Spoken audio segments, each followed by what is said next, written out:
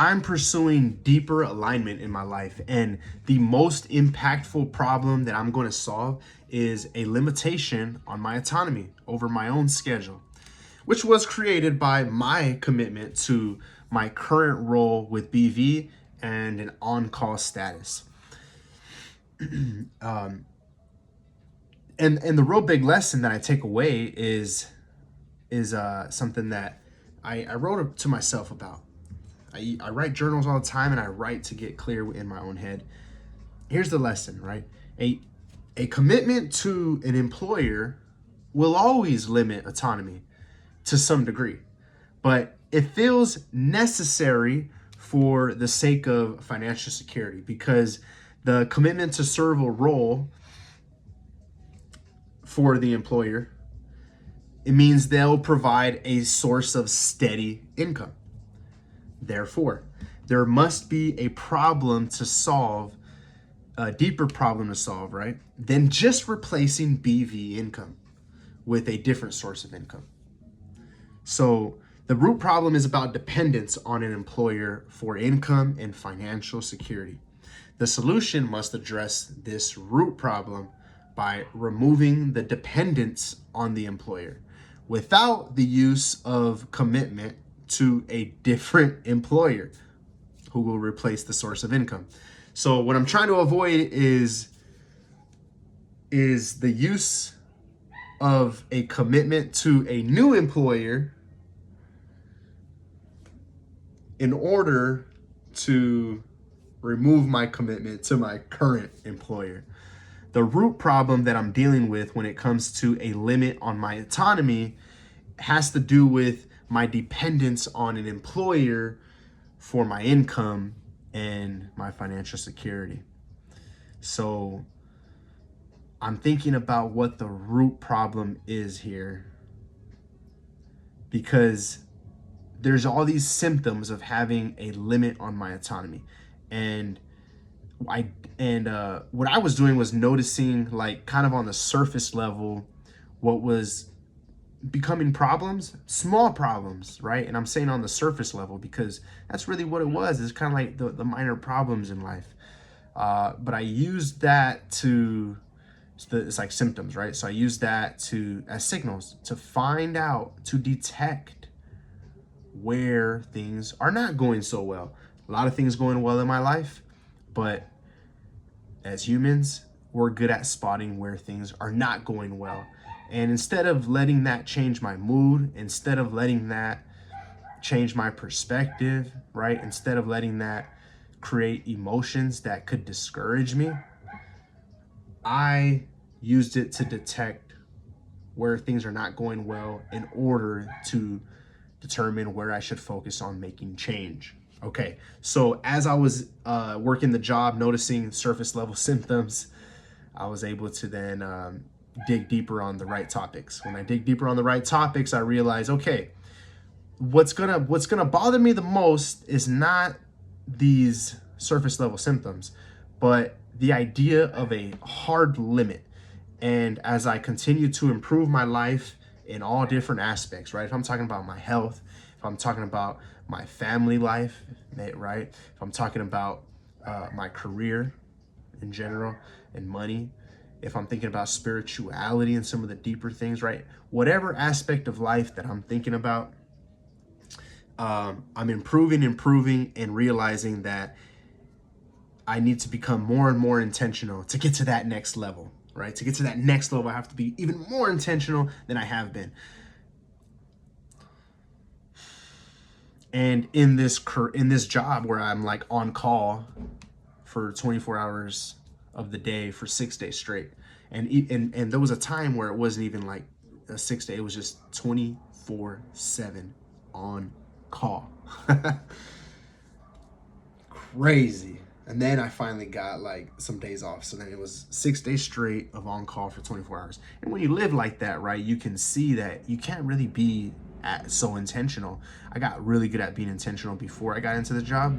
So going into the job is an obvious difference. Like, I can't be as intentional, but because I've worked that muscle so much, of course I was able to come in and still be super intentional. And I was able to be in the job improving my life in different ways. But I could see that there is a hard limit. And even though I may not have hit it yet, it's important to not act like you hit a hard limit if you haven't hit it yet. If you see the hard limit, like, double check that it's hard and try to blast through it, blast through that limit. Unfortunately, right, the harder you're coming at it, the harder that impact. And the idea is, if you're come stronger than the limit is hard, then you will break through because you're coming stronger. If you're harder and you come stronger, you're going to break through and it's not going to be much of a problem. If you come strong, you're not as hard, that's when it starts to hurt.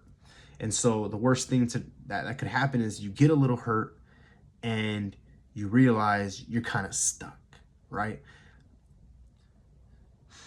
I feel like thinking ahead, being just that way of thinking, right? Like always thinking ahead type of thing, allowed me to see that hard limit, but I had to make sure I was focused on still improve, still improve, still improve. Meanwhile, I'm right looking at surface level symptoms to detect where things in life is not going as well.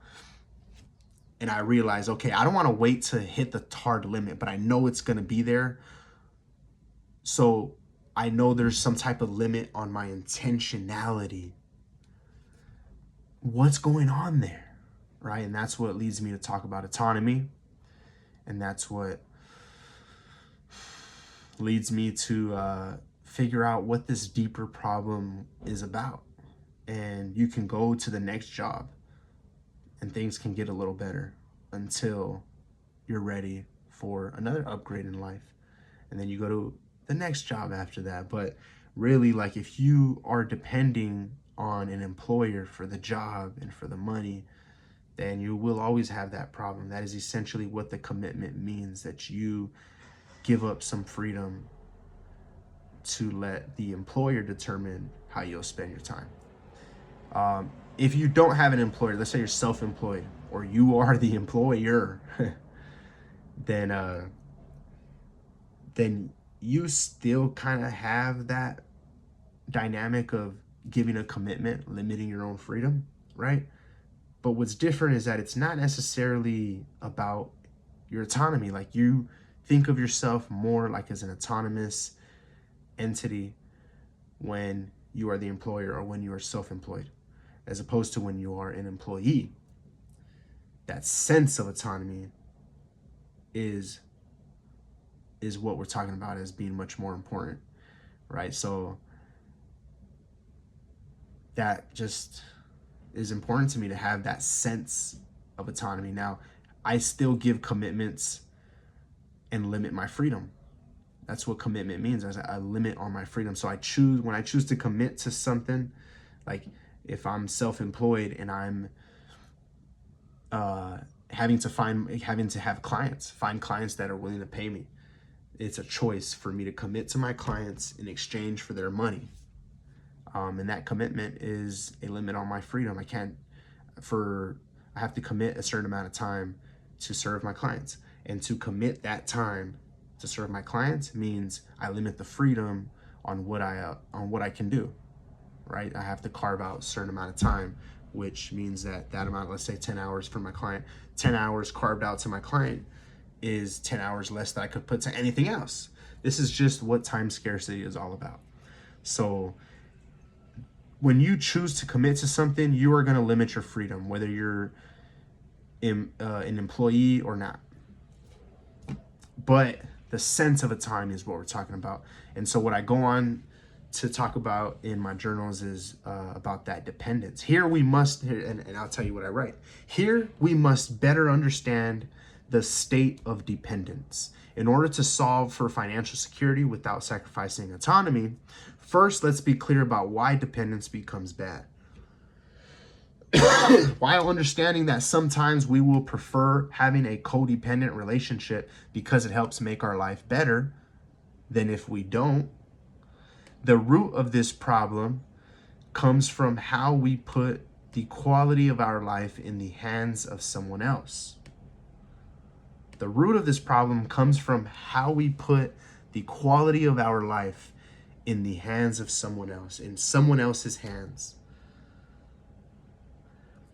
Dependence only becomes bad because our control is limited beyond our own body and mind. In the personal challenge that I'm resolving, my commitment to my employer happens because I'm choosing to put the responsibility of providing steady income in the hands of my employer. I commit to the role and do the work they need from me in the role only because they commit to providing me with the healthy income that I use to fund my household and my savings plans. Thus, the root problem is resolved when we decide to keep the quality of our life in our hands. We must hold responsibility of steady income for financial security. We will avoid the dependence on an employer for income. We may find a codependent relationship with an employer very beneficial as it provides the opportunity to earn income. But we never hand over to anyone else the responsibility for securing a source of income. When entering the commitment with an employer, it's extremely important that we understand clearly what we are doing in order to avoid dependence. We make the decision to earn income through an opportunity with the employer, but that's different from the employer having the responsibility to provide you with an income. The employer is committing to pay you for holding a responsibility, executing work, right? And or producing specified results. They never actually commit anything to your financial security. But in your head, you think that's what's happening. We must be careful to avoid misunderstanding the codependent relationship and thinking that their commitment is about taking the responsibility over our income or financial security. We maintain our autonomy even when engaged in the commitment to an employer by the mental approach to decision making that continues to hold responsibility over income. Wow, what a mouthful. The responsibility is what makes us determine how to go get the money for ourselves instead of depending on the employer, right? So I'm talking about the dependence on the employer for the money. And then when I dig deeper, I'm talking about responsibility. Wow. Holding responsibility. I'm a father. And so to the other parents, right? How do we teach our kids how to hold responsibility? I go on to write, I'm still engaged in the commitment to an employer, but since it's my responsibility to determine my source of income, then it's my decision to continue the commitment for income while opening a new source of income. While at the same time that I'm with my current employer, I will find a new source of income. I'll determine how to earn income without dependence on an employer, but still consider a new employer. However, opening a new source of income will be a process of determining how I can bring value to an existing marketplace in exchange for monetary compensation, either from the people receiving the value, right, the clients, or from people who care for those who are receiving the value. Oftentimes, the employer is expected to be somebody who cares for the people who are receiving the value. And so when they bring professionals into their organization, the employer is supposed to take that identity, right? I care about these people that we're serving, and I will pay you for serving them. And when I take responsibility over my income, I'm doing that. Instead of depending on an employer to have that identity and have that responsibility, that's on me.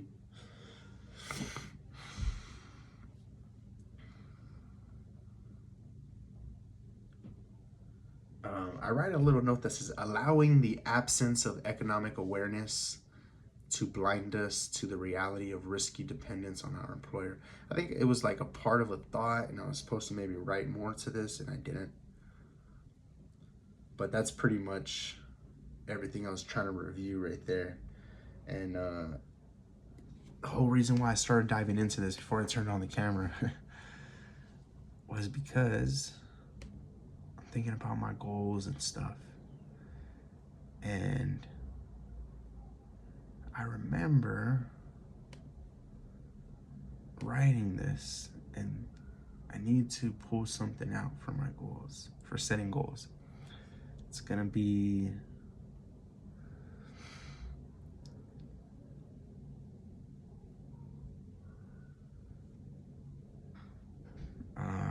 it's gonna be, let's see what's up with it. I'm gonna pause this so I don't waste it. Right on time too, because the fam got home. So what it is when I'm thinking about my financial goals for this year, the main theme here is that I'm holding responsibility over my financial security. It's gonna be, oh, whoops, let me practice it.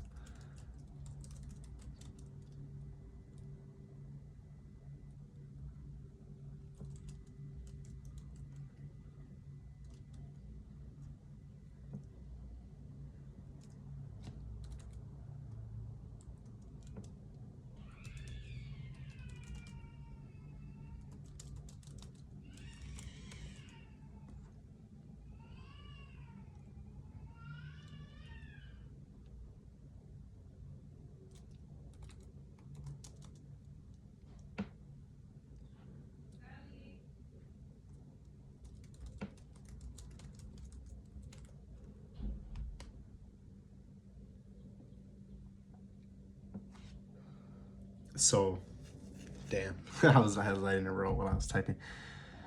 Let me show this real quick.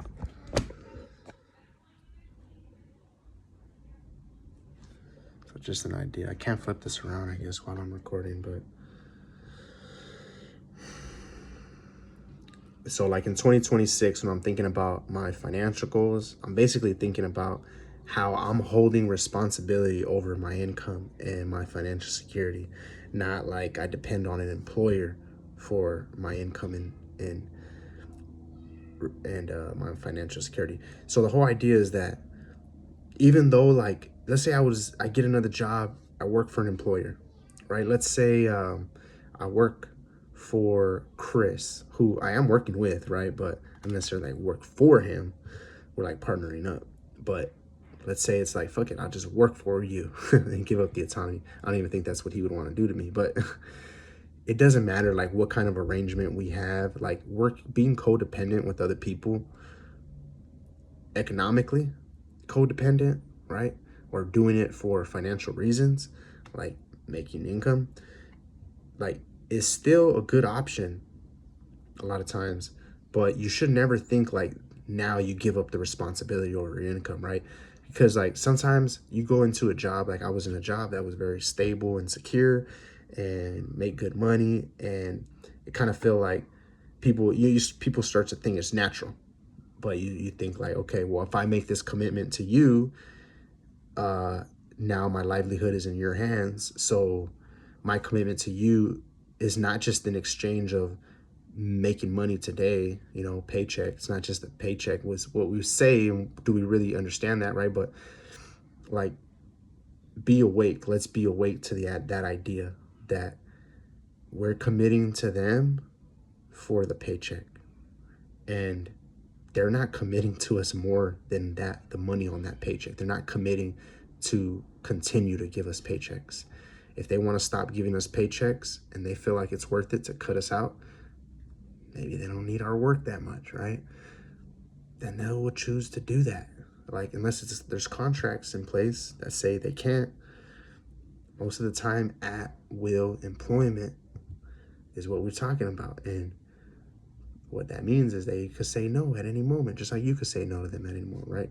So they're not making a commitment to you where they have to provide a stable income. They're not. If it just so happens to be stable for you, then I guess that relationship is going well. But that's not what their commitment is to you.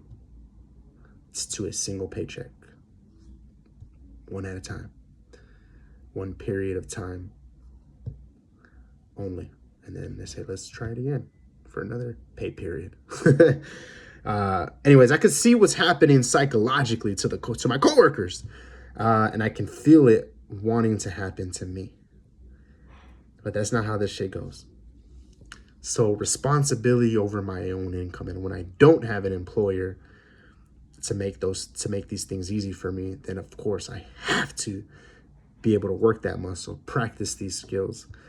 And it's all for avoiding dependence on the employer. That's what the real thing is about. So financially, my goals are about avoiding dependence on an employer so I can take full responsibility over my income, right? And ultimately, this will help me maintain my autonomy. Even if I end up getting another job and having a new employer at some point, I maintain my autonomy when I do it this way. And this idea is not new to many of you, even for those of you who, like, the light bulb's going off for you right now, maybe. But it's probably something you've thought about. Maybe in a different way a little bit, but I feel like some of you understand what I'm saying. Some of you understand what I'm saying. Some of you, especially those of you who are like at a job, but you know you're gonna leave, and you're looking for that opportunity. My dad always says, best time to look for a job is when you have a job. And so some of you may be thinking that, right? Like, I have this job, I'm not gonna leave until I get the next one lined up, the next thing lined up. For a lot of you, you think it's just common sense. It's not common sense. Not everyone feels that way. Sometimes people are in such a shitty situation at their job that they'll leave. And some people will still give them the advice that, no, you can't leave until you have your next thing lined up. If it's really, really shitty and you feel like you need to leave, I mean, that's on you. That's your choice. That's your life, all right? But I know a lot of you are understand, like, if you're not going to be at this job too long, what are you going to do next? And you need to find out what that is. And so when you feel that way and you start making moves to find out what your next job is going to be so that you can feel safe, right? You know that you're going to have your bases covered.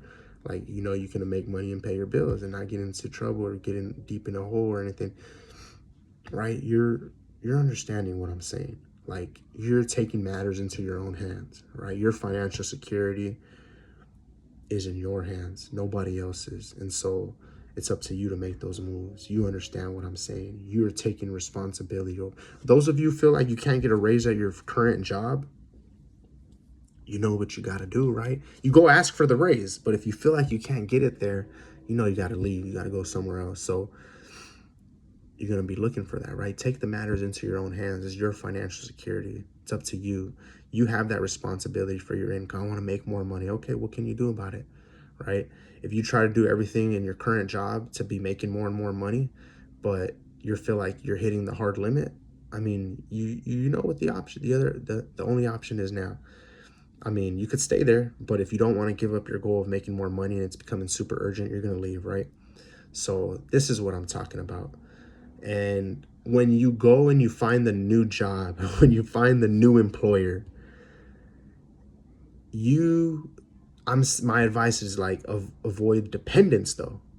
And it's all the mindset. It's like, if you go into that now and you let yourself think, okay, now I can depend on this person. Now I'm safe because this person is going to keep, well, you're going to lose your time. You're going to lose some autonomy and it doesn't feel good. It may not be that important to you, but nonetheless, it doesn't feel that good. So maybe there's other things you're working on first. But I'm just saying this is what's happening. In my life, a lot of things are going well. I have the luxury, the privilege. I'm privileged. And not that I haven't earned a lot of shit. I've earned my shit, homie. But, you know, I'm not bothered. It doesn't take away much. It's the truth. Like, I'm in a good place and privileged. I think a better word, though, is blessed, right? Because a lot of things is God-given. And the path and everything is in God's design. So I would say I'm blessed. There's a lot of blessings that are going on. A lot of stuff in my own willpower is of blessing. So anything that I do myself to do for myself in my life, like that I created, I earned it. You know, we're not talking about luck, but my own willpower and my own ideas and stuff, right, is God-given. So it's blessings. My own strengths, my own performance. It's blessings. So I'm very blessed, and being in a very blessed place in life, I can worry about some of the deeper things, first world problems. And so when we're talking about like autonomy, if you keep improving your life, if it's not that important to you yet, but you keep improving your life, you're gonna get to that point, bro. You'll get here, and you'll think the same thing like me. Like, fuck, it's what it's really about. Just sensing that autonomy, the sense of autonomy, the sense of autonomy, homie.